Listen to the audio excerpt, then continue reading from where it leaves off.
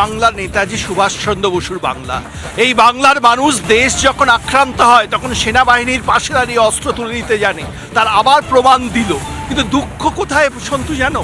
এই বাংলার আজকের মুখ্যমন্ত্রী তিনি সৈন্যবাহিনীর পাশে না দাঁড়িয়ে তিনি বিএসএফকে সমালোচনা করছেন। তিনি অনুপ্রবেশকারীদের সমালোচনা না করে বিএসএফের কোথায় ব্যর্থতা সেটা খুঁজে বার করছেন। তিনি এর আগেও যখন পুলওয়ামা অ্যাটাক হয়েছিল, যখন সার্জিক্যাল স্ট্রাইক হয়েছিল পাকিস্তানে, তখন সৈন্যবাহিনী নিয়ে প্রশ্ন তুলেছিলেন। তার দল তিনি প্রমাণ চেয়েছিলেন, সার্জিক্যাল স্ট্রাইকের প্রমাণ দাও তিনি বলেছিলেন।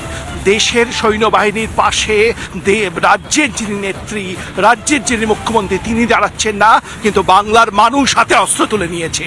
বাংলার মানুষ, নেতাজি বলেছিলেন মনে রেখো, সবচেয়ে বড় অপরাধ হচ্ছে ভয়। তুমি যদি অবিচার এবং অন্যায় সহ্য করে থাকো তাহলে সেটা সবচেয়ে বড় অপরাধ।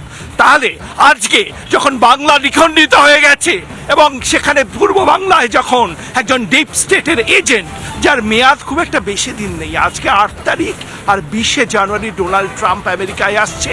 ভারত আর আমেরিকায় নিজের গদি বাঁচানোর জন্য এই ছোঁয়াছুঁই কি হয়েছে? কানাডার প্রধানমন্ত্রীর কি হয়েছে? ডিপ স্টেটের এজেন্ট ছিলেন। সেই দশা হতে চলেছে বা তার থেকেও খারাপ দশা হতে পারে মোহাম্মদ ইউনূসের।